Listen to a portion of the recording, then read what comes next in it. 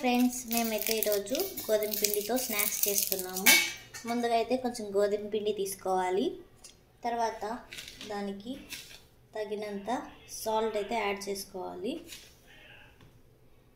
తర్వాత కొంచెం కారం పొడి వేసుకోవాలండి.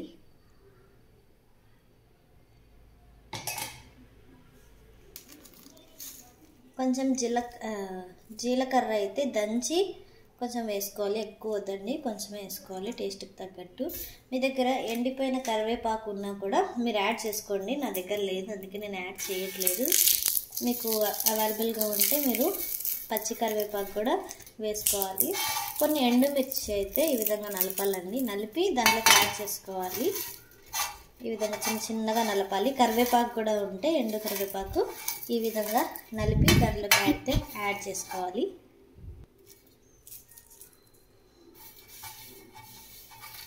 ఇక్కడ ఇలా చేసుకున్న మిశ్రమాన్ని అయితే వాటర్తో చపాతీ పిండి మాదిరి కలుపుకోవాలండి. ఇక్కడైతే నేను కొంచెం కొంచెం వాటర్ తీసుకొని కలుపుకోండి. మెత్తగా అవ్వకూడదు పిండి. మనం చపాతీ పిండి ఏ విధంగా అయితే చేసుకుంటామో సేమ్ అలాగే చేసుకోవాలండి. ఇది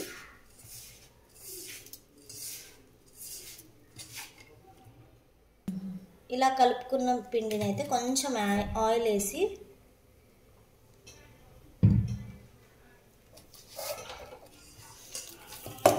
ఇలా పిసుక్కోవాలండి. చాలా మెత్తగా మనమైతే చేతితో ఒత్తాలి.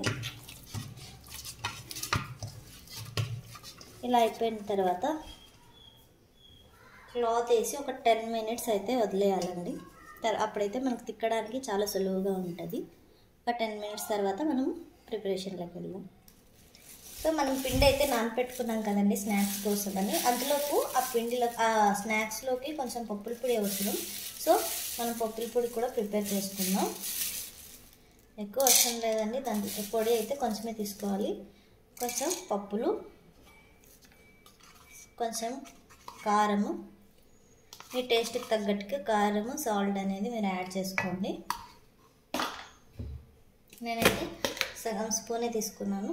చిటికెడు ఉప్పు. మీరు కావాలనుకుంటే మీరు ఎల్లిపాయలు కూడా యాడ్ చేసుకోవచ్చు. నేనైతే కేవలం ఉప్పు, కారం, పప్పులు మాత్రమే తీసుకున్నానండి. వీటిని అయితే మిక్సీ వేసుకుందాం. ఈ ముద్దనైతే 10 మినిట్స్ తర్వాత పిండిని ఈ విధంగా కొంచెం తిక్కుకొని 2 ముద్దలుగా డివైడ్ చేసుకోండి.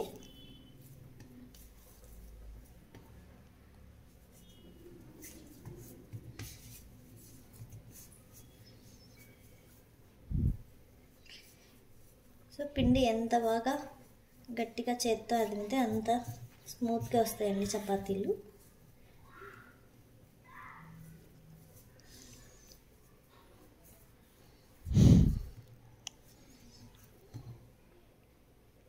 ఈ చపాతీ పిండిని అయితే పల్చాగా తిక్కుకోవాలండి, మందంగా మాత్రం తిక్కుకోకూడదు. మీ ఎంత వీలైతే అంత పల్చాగా ఈ యొక్క చపాతీ అయితే చేసుకోవాలి మనము. నేనైతే ఇంత పెద్దగా అయితే ఇంత పల్చగా అయితే తిక్కుకున్నానండి. మనము టర్న్ చేసుకోవాలి చపాతీని, లేకుంటే కింద అతుక్కొని పోతుంది. సో ఎక్కడైనా మందంగా ఏదైనా అనిపిస్తే మీరు ఇలా చపాతీ కర్రతో మరి ఒకసారి తిక్కండి లైట్గా. మళ్ళీ కింద అతుక్కుంటుంది, లేకుంటే కొంచెం లైట్గా పిండి యాడ్ చేసి ఇలా మొత్తం స్ప్రెడ్ అయ్యేలా చేసి మనం నైఫ్తో అయితే కట్ చేసుకోవాలండి. పార్ట్స్ చిన్న చిన్న మీకు నచ్చిన సైజులో, మీకు నచ్చిన షేప్లో అయితే మీరు కట్ చేసుకోవచ్చు.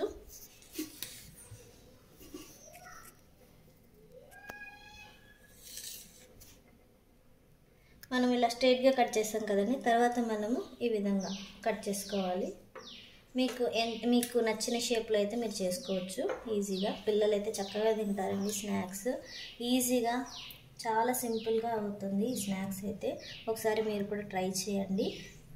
అలాగే రెండో చపాతీ భాగాన్ని కూడా మనం ఈ విధంగానే తిక్కుకొని ఇలా కట్ చేసుకోవాలి. ఇలా కట్ చేసిన చపాతీ ముక్కలు అయితే ఇలా క్లాత్ వేసి క్లాత్లోకి తీసుకోండి. మనము ఎట్ ఏ టైం ఒక ప్లేట్లో తీసుకున్నాం అనుకో అది అతుక్కపోతాయి, మనకు తీసుకోవడానికి కూడా ఇబ్బంది. కాబట్టి ఒక క్లాత్ వేసి ఒక ప్లేట్ మీద ఇలా వేసుకోండి.